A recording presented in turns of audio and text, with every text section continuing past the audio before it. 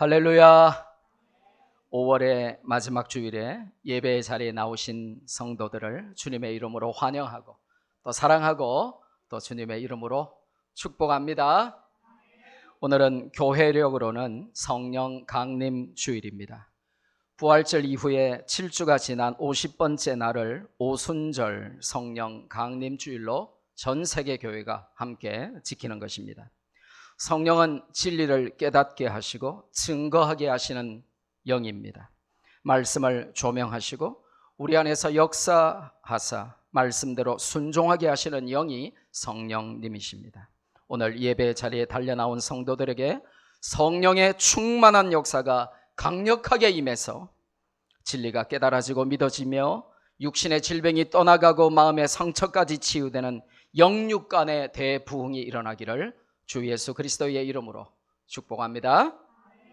다 함께 크게 따라해 볼까요? 성령님, 역사하여 주옵소서.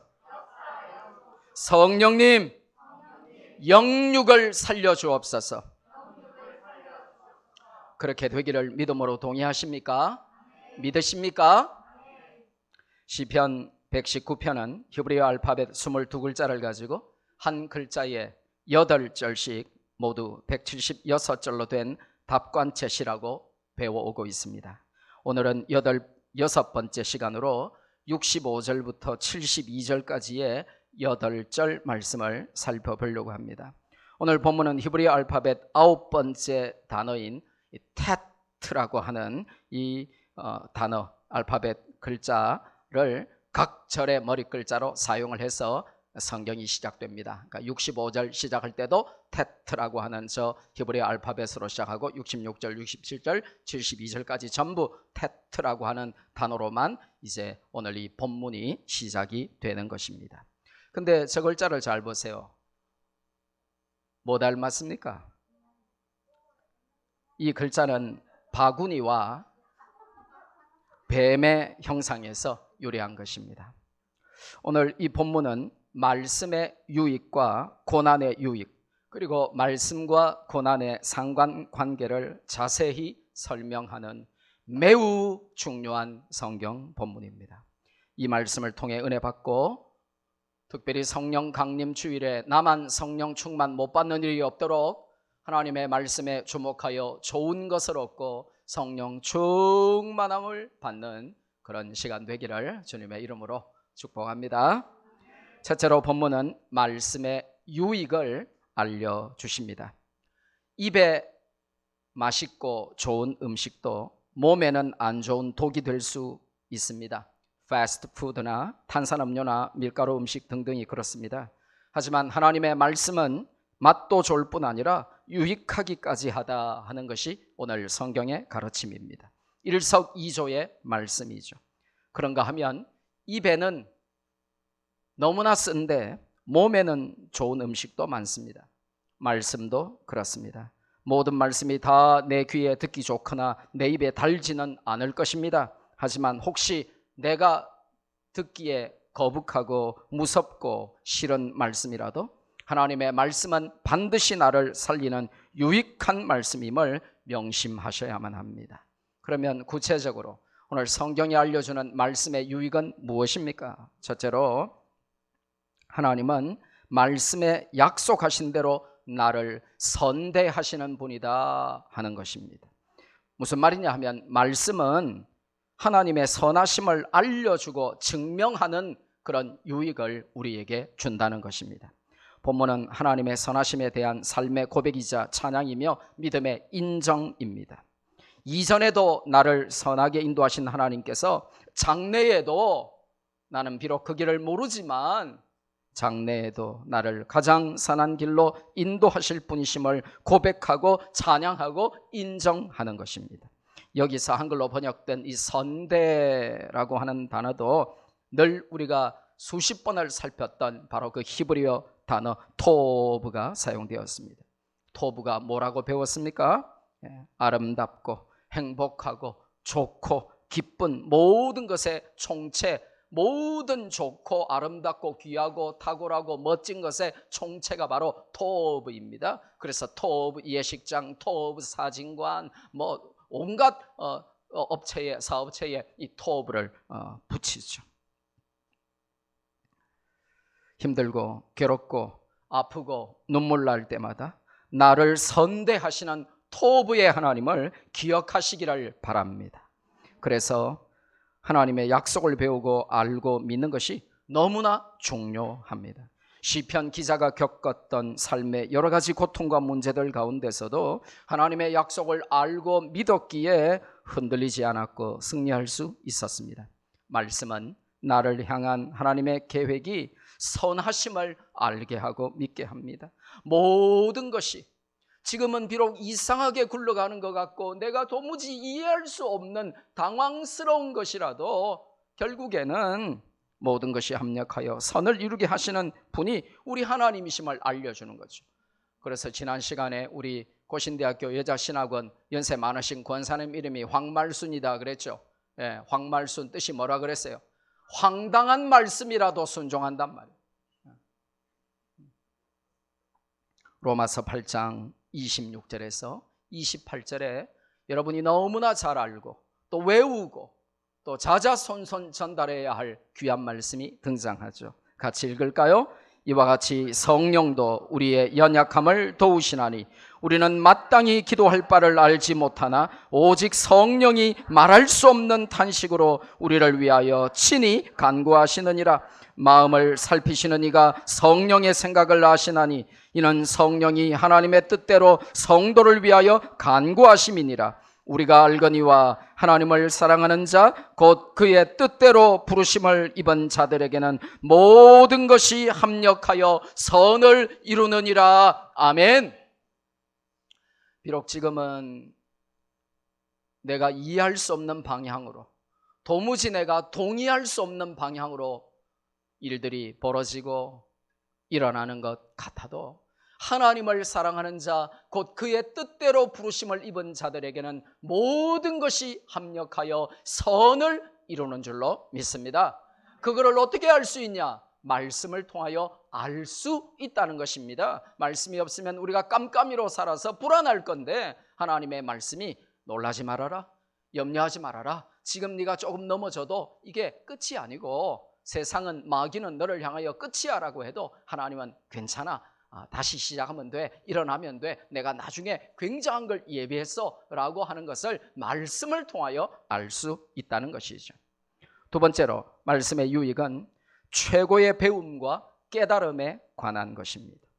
서울대나 하버드 대학에서 배울 수 없는 고상하고 탁월한 것을 성경에서 배운다는 것입니다. 흔히 사람들은 최고의 지식을 배우는 곳이 명문대학인 줄 압니다. 그래서 수세기 동안 우리는 명문대에 가면 세계 최고의 지식을 배우는 줄 알았고 소위 스카이 대학에 다니면 더 많은 지식을 습득하는 줄 알았습니다. 그런데 인공지능 시대, 이 AI, 이 Artificial Intelligence, 이 AI 시대가 오면서 인간 수십억 명의 지식을 합친 것보다 더 뛰어난 로봇의 등장 앞에 전통적인 의미의 대학은 위기를 느끼고 있고 그 위상은 심각하게 훼손되고 있습니다. 여러분이 이미 책들을 통해서 매체를 통해서 접하고 특별히 에이트라고 하는 이 이지성 작가의 책을 통해서 많이 알려졌지만 이 구글이나 나사에 의해서 특별한 목적의 이 Singularity University가 AI에 대체되지 않을 미래 인재를 키우고자 이미 설립이 되었고요. 글로벌 대기업들이 이미 그 수준이 하버드를 넘었다라고 인정한 토론과 문화체험과 여행과 실용학문 중심의 학교인 미네르바 스쿨도 생겨났습니다. 머리로 아는 지식은 인공지능을 가진 로봇을 이길 수 없기 때문에 인공지능을 지배하고 조종하고 다스리는 더욱 높은 단계의 지식을 쌓아야 한다는 위기감이 만든 결과물이죠. 그래서 요즘 미국의 가장 탁월하고 똑똑한 아이들, 세계에서 제일 잘나고 대단한 아이들은 하버드가 목표가 아니라 이 Singularity University 혹은 이 미네르바 스쿨에 들어가려고 애를 쓰고 경쟁률이 몇만 대 1씩 이렇게 되는 것입니다. 2045년 아마 기억해둘 필요가 있을 것입니다. 몇 년이라고요? 2045년 몇 년 남았습니까? 25년 남았습니다. 2045년에 인공지능이 인류를 완전히 지배할 것이라고 하는 학자들의 어두운 전망이 지금 대세로 굳어지고 있습니다. 그때는 오직 지구상에 두 부류만 존재합니다. 인공지능을 지배하거나 거기에 지배를 당하거나. 세상은 여기에 대해 답을 모릅니다. 대책도 없습니다. 그저 지금까지의 결론은 공감 능력이나 창의력을 키우라 하는 것이 전부입니다. 하지만 여러분, 교회는 답을 알고 있어요. 말씀 속에 길이 있고 성경 속에 답이 있음을 우리는 압니다. 할렐루야. 그러니까 너무 불안해하지 마세요. AI가 등장해서 내가 직장에서 잘리면 어떡하지? AI 때문에 우리가 지배를 당하고 일도 못하고 굶어 죽으면 어떡하지? 참 기계의 지배를 받는 비참한 인간들이 등장하면 어떡하지? 여러분, 그렇게 비관적으로 낙심하지 마십시오. 오늘 본문인 시편 119편 66절에 그 답이 나옵니다. 하나님의 말씀을 믿는 자에게 하나님은 세상이 알 수도 없고 줄 수도 없는 탁월하고 고상한 지식과 명철을 주신다고 약속하십니다. 여기서 한글 성경에 믿었다라고 번역된 히브리어 동사의 원형이 바로 그 유명한 아멘입니다. 아멘은 무슨 뜻이냐? 확신한다 하는 단어와 그리고 충성한다 하는 좀 프랙티컬한 그런 의미를 가지고 있는 단어입니다. 무슨 말이냐? 입에서 마음으로 그리고 마음에서 손발로 하나님 말씀을 확신하고 거기에 충성하는 믿음으로 사는 자에게 하버드 대학이나 싱귤라리티 대학이나 미네르바 스쿨을 뛰어넘는 탁월한 지식과 명철을 주신다고 약속하십니다. 66절에서 히브리어 본문은 한글 번역의 반대순으로 기록되어 있어요. 이게 무슨 말이냐고 하면 한글 성경의 66절에 보면 내가 주의 계명들을 믿었사오니 이렇게 시작하지만 히브리어 원문 성경은 반대입니다. 뒤에 있는 좋은 명철과 지식을 내게 가르치소서 하고 원문에는 그렇게 반대로 시작한다 하는 것입니다. 그리고 그 다음에 한글 번역에는 생략되어 없는 히브리어 접속사 키라고 하는 접속사가 나와요. 제가 여러 번 설명했죠. 이게 한글로 번역할 때 자꾸 생략하는데 그러면 안 돼요. 원문에 있는 거를 빼버리니까 의미가 잘 전달 안 되죠. 이게 접속사 이유를 나타내는 접속사인데 한글로 번역하면 왜냐하면 이거든요. 그러니까 왜냐하면을 넣어야죠. 그러면 하나님께서 명철과 지식으로 가르치실 이유는 무엇인가? 왜냐하면 내가 주의 계명을 믿었기 때문이라는 것입니다. 여러분이 아멘 하면서 하나님 말씀을 믿고 확신하고 거기에 충성하면 하나님은 우리에게 최고의 지식과 명철을 부어주신다 하는 것이 정확한 해석입니다. 말씀이 우리에게 인공지능에 대체되지 않는 최고의 지식과 명철을 주시는 것입니다. 그러니까 여러분이 AI에 지배되면 어떡하지? 로봇이 내 주인 되고 나는 로봇의 종으로 살면 어떡하지? 하고 무서워하고 두려워할 필요가 없어요. 여러분이 하나님의 말씀을 아멘! 하고 믿고 확신하고 거기에 충성하며 순종하며 나가면 하나님께서 인공지능에 대체되지 않고 인공지능에 지배되지 않는 좋은 명철과 지식으로 여러분을 가르치시겠다고 성경이 약속하고 있습니다. 요셉과 다니엘이 성경에 보면 그 증인들입니다. 다윗과 바울도 생생하게 그 증인으로서 증언하고 있습니다. 그들은 모두 하나님의 말씀을 아멘 하며 믿었기에 말씀 속에 있는 지식과 명철을 얻어서 시대를 다스리고 거룩한 영향력을 끼친 세계적인 리더들이 되었습니다. 우리 블릭스 학생들과 교사들과 학부모들과 우리 말씀교회 성도들도 그런 자들이 많이 나오기를 기도하고 축복합니다. 빌립보서의 핵심이 뭡니까? 가장 고상하고 탁월한 지식, 바로 예수 그리스도를 아는 것이죠. 그것은 오늘 본문에 하나님의 말씀을 통해서만 알 수 있다라고 우리에게 알려주고 있는 것입니다. 세 번째로 72절을 보니까 말씀의 유익은 그것이 천천 금은보다 귀한 것이다 라고 말씀합니다. 금덩어리, 은덩어리 수천 개보다 더욱 귀하고 보배로운 것이 하나님 말씀이라는 의미입니다. 돈 주고도 못 사는 거룩하고 능력 있는 말씀이라는 뜻이죠. 만약에 말이죠, 만약에 말이죠, 주일 오후 성경 공부 시간에 참석하는 모든 성도들에게 담임 목사가 금덩어리 1kg짜리 골드바를 출석상으로 매주 꼬박꼬박 준다면 성경 공부에 안 나올 우리 성도들은 아무도 없을 것입니다. 저 1kg짜리 골드바가 현 시세로 약 9,900만 원, 한 1억 정도 합니다. 1kg짜리 골드바 하나가 현 시세로. 금이 조금 올랐어요. 저거 하나가 1억입니다. 그럼 부부가 성경 공부에 참석하면 골드바 2개를 득템하니까 2억을 벌게 되는 횡재를 하게 되는 셈이죠. 그런데 사실 눈에는 안 보여도 하나님께서 1억짜리 골드바보다 더 귀하고 큰 상급을 말씀을 통하여 주시고 계신다는 것을 성경이 증거하고 있는 것입니다. 말씀은 금보다 귀합니다. 금은 나를 살리지 못합니다. 재물이 많아서 골드바를 집안에 수백 개를 가지고 있어도 도둑을 부르고 사기꾼의 손을 타고 심지어 강도의 표적이 될 수도 있습니다. 온갖 기생충들이 달려들어 야금야금 꽃감 빼먹듯이 내 골드바를 다 빼앗아갈 수도 있는 것입니다.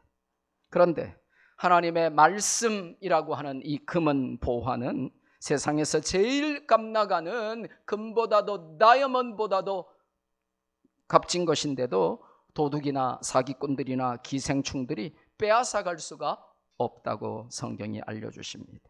금보다도 귀한 하나님의 말씀은 나도 살리고 남도 살리는 생명의 양식이 됩니다. 그런데 이걸 어떻게 알아요?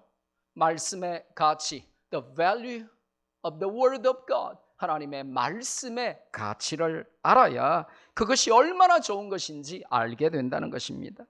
그런데 인간은 말이죠, 너무나 어리석어서 헛똑똑이들이 너무 많아서 다른 거는 그렇게 탁월하게 잘 아는데 말씀의 가치를 잘 몰라요. 1975년에 전라남도 신안군 증도 앞바다에서 어부들의 그물에 도자기나 접시들이 하나씩 걸려 나오기 시작합니다. 값진 홍어를 잡거나 값나가는 비싼 도움을 잡기 원하는 어부들에게 금가고 낡고 깨진 그릇은 아무 가치가 없어 보였고, 또 고기를 잡으러 갔는데 깨진 그릇들이 자꾸 올라오니까 재수 없다고 여겨서 그게 그물에 걸려올 때마다 어부들은 다시 바다에 버려버렸습니다. 근데 보니까 가끔은 색깔이 좀 예쁘고 무늬도 괜찮은 게 올라오니까 그거를 일부러 깨어가지고 화단 이렇게 가에 이렇게 장식하는 걸로, 옛날에 여러분 어릴 때 담벼락에 보면 유리병 깨가지고 막 꽂아놓은 것처럼 화단가의 장식으로 멀쩡한 거를 깨가지고 화단가의 장식으로 썼습니다. 심지어 이렇게 뭉퉁한 사발들은 개밥 그릇으로 많이 썼습니다. 그러다가 나중에 신안 앞바다에서 14세기 원나라 보물선이 발견되고 어마어마한 국보급 도자기들이 무려 22,000개가 나왔는데 하나에도 몇 억을 호가하는 것이 많았습니다. 신문 보도를 보면 부르는 게 값이었습니다. 그 보도를 접했을 때 누가 가장 충격을 받았을까요? 버리거나 깨버린 사람들이었습니다. 아마 그 사람들은 화병이 들거나 혈압이 오르거나 심장마비가 왔을 수도 있습니다. 그나마 하나에 1억도 넘는 백자를 개밥그릇으로 쓰던 사람들은 그거라도 팔려고 뒤늦게 내놨는데 이미 상품 가치는 100분의 1로 떨어진 다음이었습니다. 가치를 알았더라면 고이고이 보관했겠죠. 마찬가지로 하나님 말씀의 가치를 모르면 설교나 성경 공부가 귀한 줄을 모릅니다. 그게 시간 낭비 같고 괴롭고 귀찮아서 버리고 무시하고 거부합니다. 그 정도는 아니더라도 매주 우리에게 주시는 하나님의 주옥 같은 생명의 말씀이 귀한 줄 모르면 평생 예배 참석하고 설교를 들어도 메모한 줄 안 하게 됩니다. 제가 장성해서 중학교 3학년 때부터 설교 메모한 제 노트를 보게 됐어요. 근데 그게 제 인생을 바꾸어서 끝장 영어 선생 하다가 신학을 하고 목사가 되는 길로 저를 이끌었습니다. 여러분이 지금 은혜 받은 것 한 줄 노트하고 메모해 놓는 이것을 나중에 인생의 어느 시점에 다시 묵상하고 그것을 곰곰이 되새겨 볼 때에 그 말씀이 어느 날 제대로 깨달아지기만 하면 이것은 1억이 아니라 10억이 아니라 100억이 아니라 다이아몬드 광산을 여러분이 통째로 가지는 것보다 더 놀라운 역사가 여러분 인생에 일어나게 될 줄로 믿습니다. 말씀은 금덩어리보다 귀한 것입니다. 그걸 나중에 병들고 외롭고 모두가 나를 떠나가고 고난의 한밤중에 불면의 밤을 홀로 지새며 인생의 가장 깊고 깜깜한 터널을 지날 때에야 비로소 깨닫는 것이 어리석은 인생들이더라는 것입니다. 큰 소리로 따라해 봅시다. 말씀의 금덩어리를 쌓으며 살자. 아주 가난해 보이는 옆 사람을 보면서, 말씀의 금덩어리 너무 없어 보이는 옆 사람을 보면서 축복해 봅시다. 말씀의 금덩어리를 많이 쌓으세요. 예, 한국 사람의 특징은 명석을 깔아주면 조용해. 다시 한번 또 다른 사람, 다른 분을 한번 보면서 말씀의 금덩어리를 많이 쌓으세요.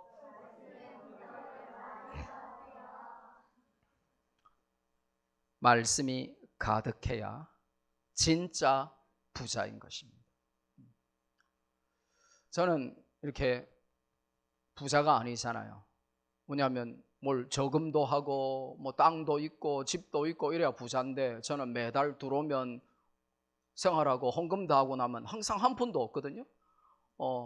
결혼하고 30년이 다 돼 가는데 아직도 모아놓은 게 1원도 없어요. 왜냐? 들어오면 다 쓰기 때문에. 그럼 사람들이 볼 때 정의기억연대는 저축하는 습관으로 현금으로 집을 5채나 사고 뭐 그랬다는데, 저는 희한하게 집도 한 채 없고 말이죠. 사람들이 볼 때는 제가 너무 가난해 보이잖아요. 근데 저는 세상의 어떤 재벌들 앞에 가서도 제가 가난하게 느껴지거나 아주 부끄럽게 여겨지지 않아요. 뭐냐? 저는 재벌 중에 재벌이라고 확신하며 살기 때문에 그렇습니다. 여러분을 부유하게 만들고 여러분이 참으로 부자되게 만드는 것은 여러분이 소유한 재물이나 땅이 얼마나 많은가 하는 그것이 아니라 여러분이 하나님의 말씀을 얼마나 가지고 있는가 하는 것에 의해서 결판이 나는 것입니다. 말씀 부자가 진짜 부자라는 것입니다. 그럼 말씀이 없는 인생은 가난한 인생이겠죠? 가난한 인생은 어떻게 될까요? 오늘 성경이 그걸 가르쳐 주는 것입니다. 평생 설교 듣고 평생 예배 참석하고 평생 성경 공부도 했는데 그 속에 말씀이 없는 인생은 어떻게 되냐? 그걸 성경이 알려주는 겁니다. 69절에 보니까 내 속에 말씀이 없으면 거짓으로 남을 치는 악행을 행하며 죄를 쌓아가는 불쌍한 인생을 살게 된다고 말씀하십니다. 그래서 70절에 보면 말씀 부족은 결국 심각한 병에 걸리게 되는데, 마음, 즉 심장이 우둔해져서 비대해져서 지방질, 기름덩어리가 되고 만다고 경고하십니다. 여러분이 지방간은 들어봤어도 지방심장은 처음 들으시죠?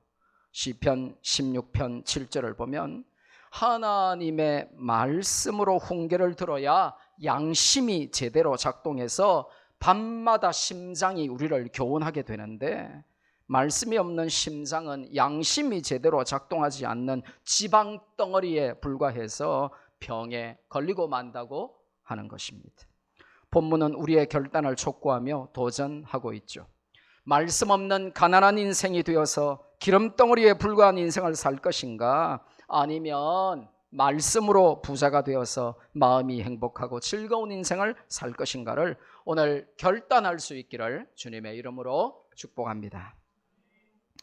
다음으로 본문은 이제 고난의 유익을 알려주십니다. 고난은 목적 없이 찾아오지 않습니다. 모든 고난에는 하나님의 뜻이 있습니다. 고난은 하나님의 뜻을 우리에게 알려주는 스피커입니다. 세상의 소음과 잡음 속에서 내 생각과 고집이라는 이어폰까지 끼고 있어서 하나님의 음성을 들을 수 없고 하나님 음성 듣기를 거부하는 현대인들을 위한 하나님의 확성기가 바로 고난입니다. 고난은 여러모로 우리에게 유익을 준다고 성경이 알려줍니다. 첫째로, 고난의 유익은 우리의 행실을 고치고, 좀 적나라하게 세게 말하면 우리의 못된 행실을 고치고 말씀에 순종하게 만드는 역할을 합니다.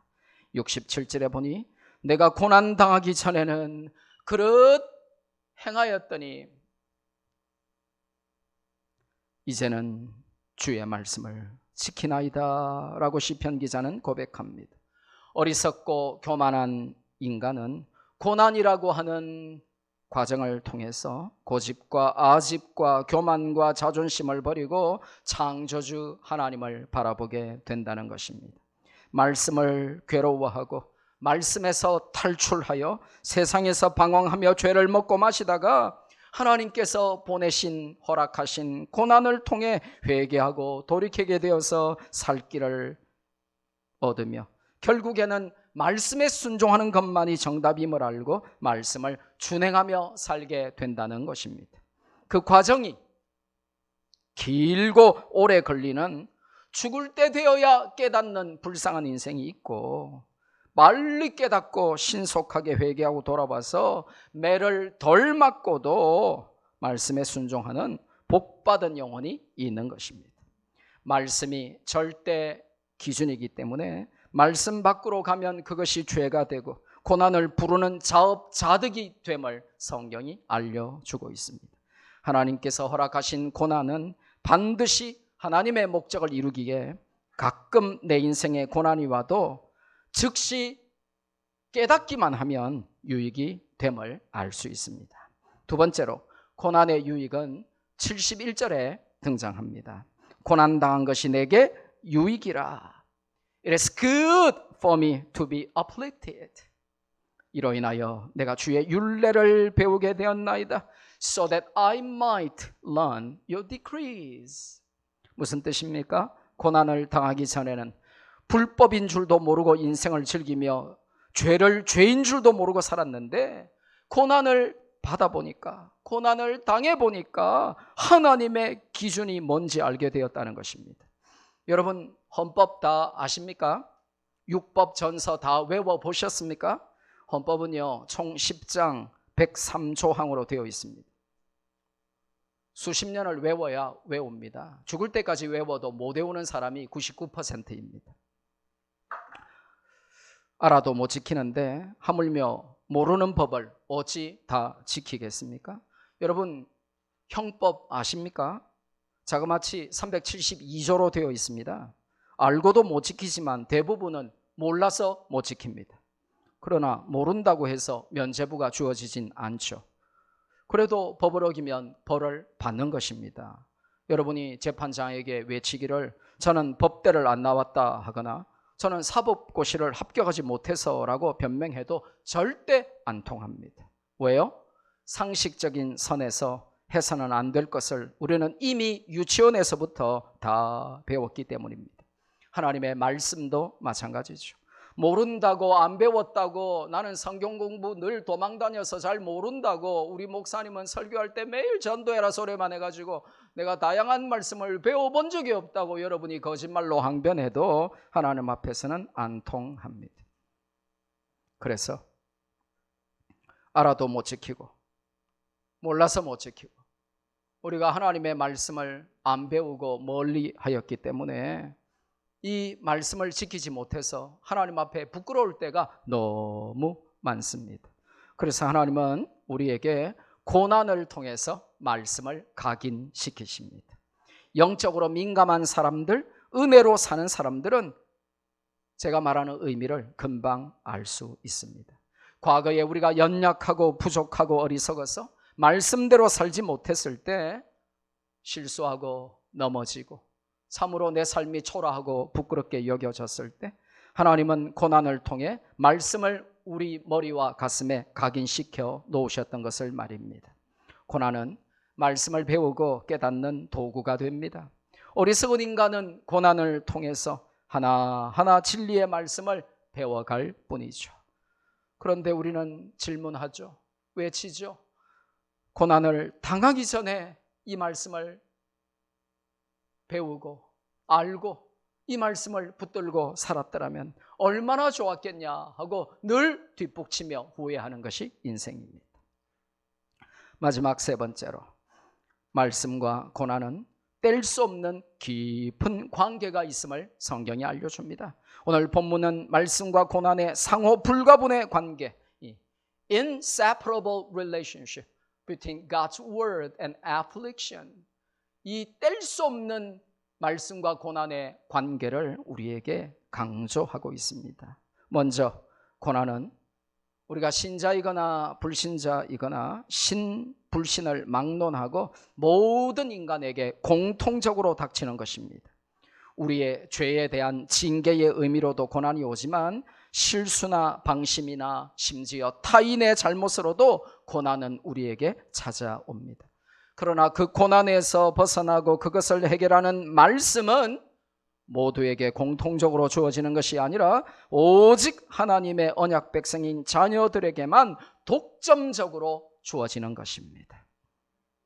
문제는 우리에게 다가오는 고난, 이 문제는 모든 사람에게 공평하지만 그 문제에 대한 답은 오직 하나님의 언약 백성들만 알고 있는 것이죠. 이것을 거룩한 불공평이라고 합니다. 소위 거룩한 차별인 셈이죠. 고난을 이기는 비결은 우리에게 주어졌고 오직 말씀 안에서만 찾을 수 있다는 것이죠. 두 번째로, 고난 중에 말씀은 어떤 역할을 하냐 하면 등불이며 나침반이며 지도의 역할을 한다 하는 것을 성경이 전체를 통하여 우리에게 알려줍니다.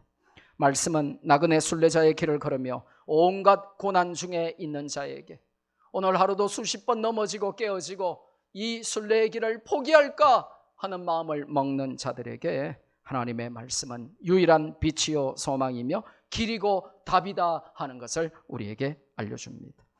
그래서 시편 119편, 우리가 앞으로 배우게 될 105절 말씀, 너무나 유명한 여러분의 인생의 지표가 될 말씀이죠. 같이 읽을까요? 시작. 주의 말씀은 내 발의 등이요 내 길의 빛이니이다. 아멘. Your word is a lamp to my feet and a light for my path. 하나님의 말씀이 이 어두운 내 발 앞을 비추어주는 유일한 등불이고 내가 가는 이 어두운 길에 비추어지는 유일한 빛이 하나님의 말씀이라는 거예요. 그러니까 말씀 없으면 못 산다는 것입니다. 길을 못 찾는다는 것입니다. 넘어진다는 것입니다. 방황하고 헤맬 수밖에 없다는 것입니다. 왜요? 말씀이 기준인데 그 스탠더드를 안 따라가고 내 고집, 내 생각, 내 지식, 내 경험의 잣대를 가지고 그거 따라가면 엉뚱한 길로, 다른 길로 가다가 넘어지고 깨어지고 결국 그 레이스를 포기하고 마는 것이죠. 시편 119편 92절, 93절 또 앞으로 우리가 배울 건데 정말 귀한 말씀을 주세요. 같이 읽습니다. 시작. 주의 법이 나의 즐거움이 되지 아니하였다면 내가 내 고난 중에 멸망하였으리이다. 내가 주의 법도들을 영원히 잊지 아니하오니 주께서 이것들 때문에 나를 살게 하심이니이다. 아멘. 저게 이제 가정법 과거 완료 문법적으로 과거 사실에 대한 반대인데, 내가 고난이 많았는데 그 고난 중에 나의 즐거움은 오직 하나님의 말씀이었고, 만약 내 고난 중에 하나님의 말씀이 나에게 즐거움이 아니 되었더라면 나는 죽고 없어지고 사라지고 끝났을 것인데, 말씀이 즐거움이 되는 바람에 지금도 내가 생생하게 발팔하게 살아 있습니다 하는 문법적인 내용이 되겠습니다. 그래서 뭐라고 고백합니까? 고난 중에 즐거움이 되는 하나님의 말씀으로 멸망하지 않고 생생하게 발팔하게 살아있는 시편 기자가 뭐라고 결단합니까? 이제 내가 주의 법도들 하나님의 말씀을 영원히 잊지 아니하오니 주께서 이것들 때문에, 자, 이것들 밑줄 쫙, 이것들이 뭐죠? 말씀, 주의 법도. 주께서 이 말씀 때문에 나를 살게 하시기 때문에, 이거 없으면 내가 죽기 때문에 하나님의 말씀을 내가 영원히 잊지 않겠습니다 하는 고백을 하는 것입니다. 말씀했습니다. 오늘 본문은 뭐 안 중요한 본문이 있겠습니까만은 너무나 중요한 말씀을 주시죠. 말씀의 유익과 또 고난의 유익과 또 말씀과 고난의 상관관계를 잘 알 수 있도록 우리에게 진리를 깨우쳐 주셨어요.